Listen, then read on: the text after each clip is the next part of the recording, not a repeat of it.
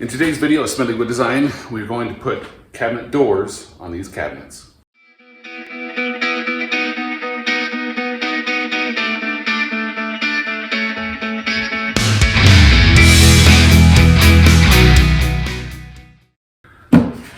So several years ago, I purchased a program that helps figure out cabinet door sizes for stiles and rails in the center panel. It's called Woodshop Calculator. And what it does is you put in all the parameters of the doors, the opening size, length, and height. And then you also put in the bit for the stile and rail size you want, as well as the stile and rail sizes. I've got the cut list right here of all the stiles and rails and center panel that I need to do. So it actually gives me the board footage that I need. So I'm going to take all that poplar that I bought last fall, and I'm going to cut it up, mill it up, and turn it into stiles and rails. So as I'm laying these out, I've got each cabinet door is laid out like this is opening 002, this is 001, and then the stiles and rails are labeled B and A. So what I did is the stiles for the larger opening I have at 001A, and I just labeled them that way so I can keep track of them. And then we got B's for 002, 001 B's. And I'll just cut this in half, making it easier for milling.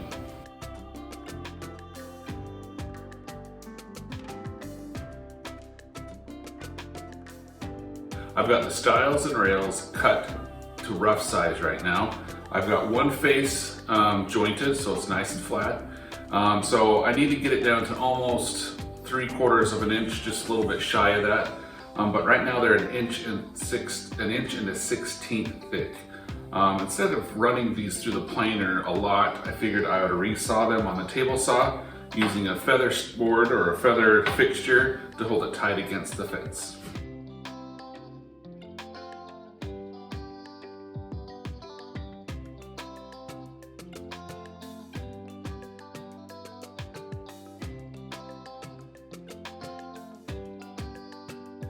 All right, those are all resawed down. I do have a bunch of thin material left. Maybe there's something I can do with that later on. But all right, now I'll plane these down to a little over 3/4 of an inch. After planing these down, I'm gonna head over to the joiner to give them a 90-degree edge and then cut them to size at the table saw. After getting these to finished width, I'm going to use my crosscut sled and cut them to finished length.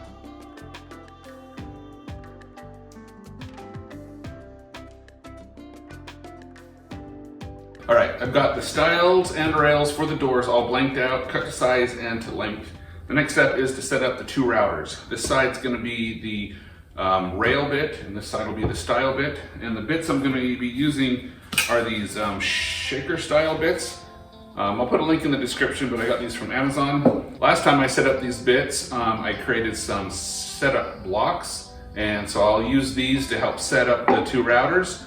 Before I do any cuts on the main stiles and rails, I also cut out some blocks, and I'll use these as also a secondary setup block to make sure everything is dialed in perfect before I run all of them through.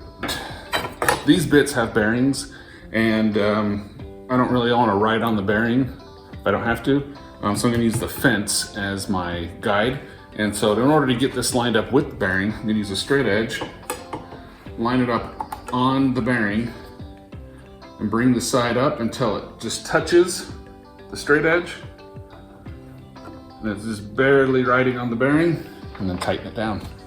The next step is to adjust the height of the router bit. Last time I did this, I created a router sled that holds the material into place while it goes through the bit. Now I need to just set the height. I've got it clamped in, tight against the fence. I'm gonna bring up the height until my setup block meets up with the router bit.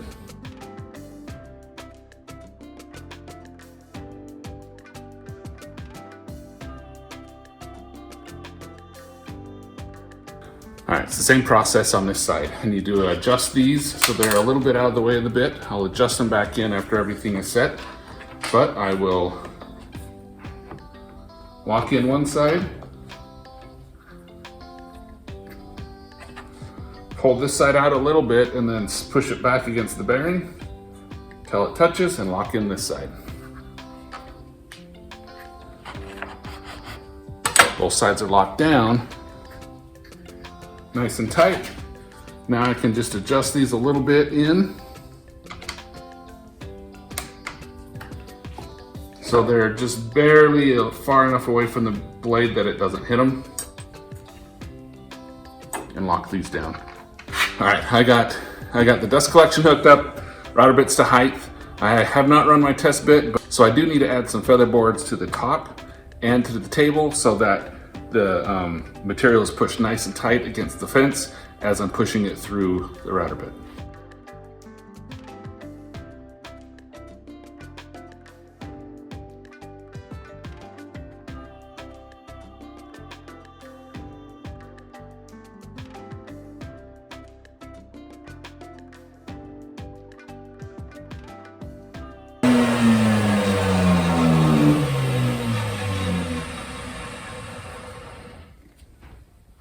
All right, that fits nice and flush. Now that I got that all dialed in and set up, it's nice and flush. I'm going to head and start doing the rails first, and then I'll head over here and do the stiles. All right, stiles and rails are complete. Now I need to cut out the center sections for the doors. I'm going to do that out of 1/2 inch MDF, and I'll have to do a relief cut on the back side in order for it to fit into the grooves of the stiles and rails. That's the next step. So you can see I didn't use MDF. When I went to the hardware store, MDF was still super expensive. So I found this 1/4 inch thick, I believe it's underlayment for flooring. I'm just cutting it to width and cutting it to length and going to fit it in my door to make sure everything fits nice and tight.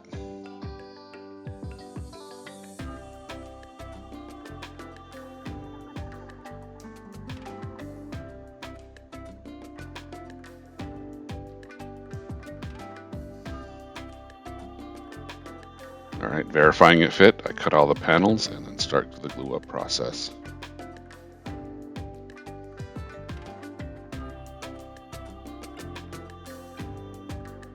As you can see on the back side, you can see the X's of the underlayment 1/4 inch material. I'm not too worried about that. I'll paint it up when I paint the doors.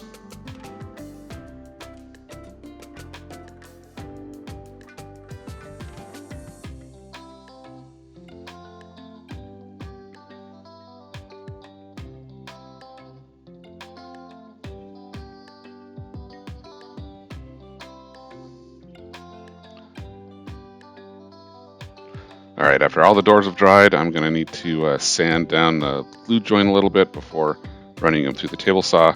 So I'm using my handheld belt sander. Now the key to these belt sanders is you got to keep it moving so it doesn't dig into it and not put a lot of pressure. I just want to take that joint down so I can have it flat for the table saw.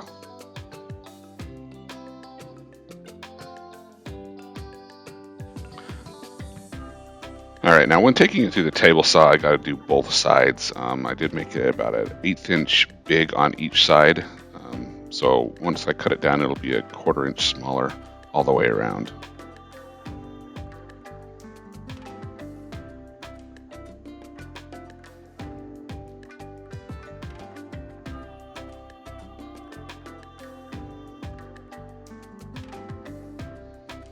And then over to the crosscut sled to cut them to length.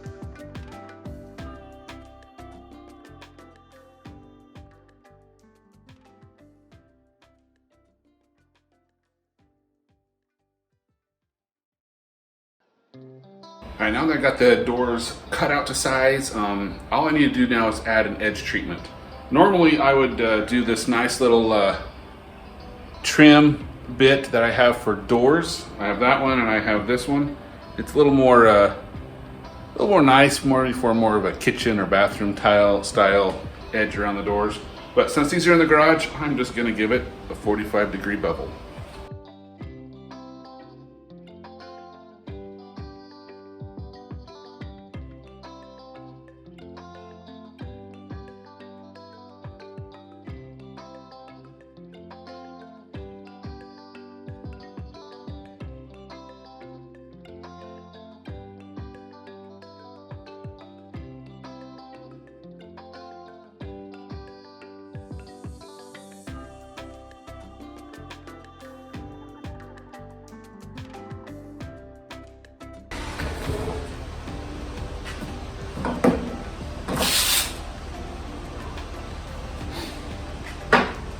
Alright, now that my hands are vibrating like crazy and I've got all the doors sanded, now I just need to blow them off and put my first coat of primer on them to help seal the wood, and then I'll put my Smedley logo green on there, and these doors should be done and ready to hang.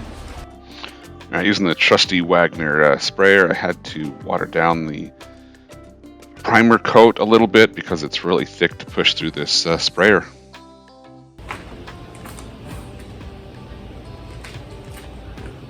Alright, we'll let those dry for a while and then we'll flip them and paint the other side.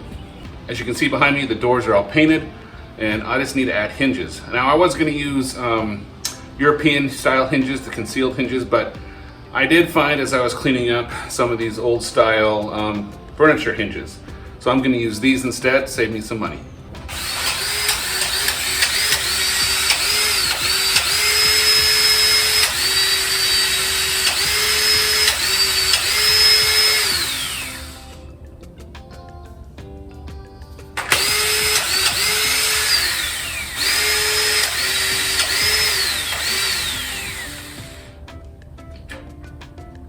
My first Ryobi tool died. It's the one I use the most, drill. Bummer. So technically that Ryobi didn't die, this switch died. I just can't have it go forward or backwards pulling the trigger.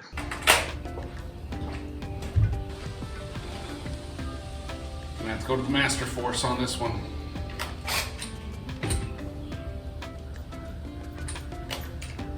Alright, time to add the hinges.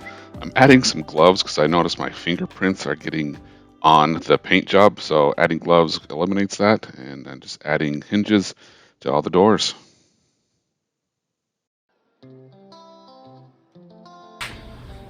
Normally with these style hinges you would put them on before you install the cabinets, but I didn't find these until after I had the cabinets up, these hinges. So what I need to do is create a ledge in which I can set the doors on and then I can attach them to the sides. So I have a 1/2 inch overhang on everything, so I need to have a piece of MDF that I have here that I'm going to clamp on about a 1/2 inch down.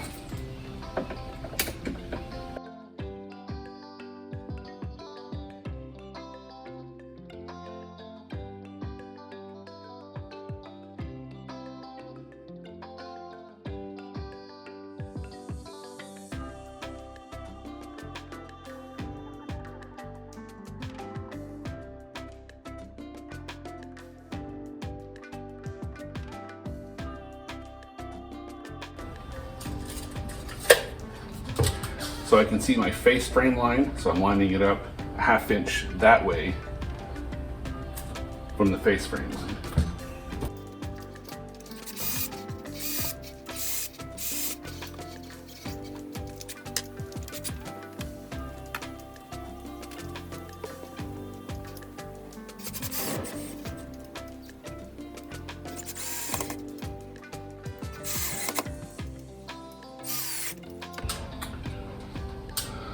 Alright, with these hinges there's absolutely no adjustability, so I need to make sure I get them spaced about a 1/16, maybe an 1/8 inch from each other here. That way they line up on the bottom and they look good.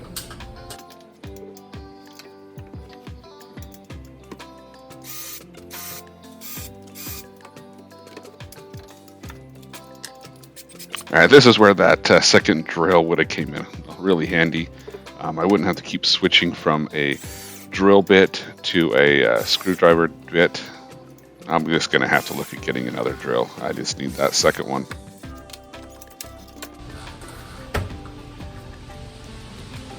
Alright, well that turned out good. That's going to make it look really nice over here.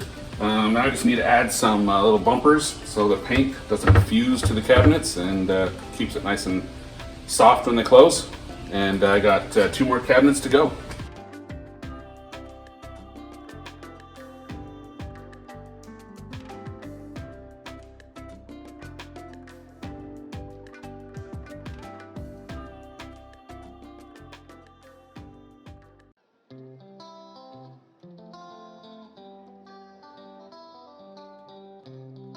So on these outside doors, they are a little bit bigger, and I did add a third hinge in the middle. I don't know if that's really necessary, but I thought it looked good.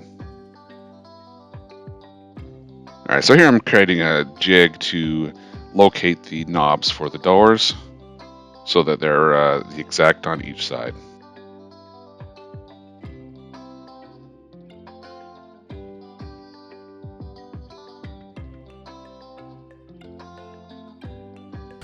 All right, so I got my simple jig. I got it the location, and I've got an overhang on each side so that I can do one side of the door, drill it, and then flip it and do the other side. That way all the knobs are uniform and where they're supposed to be.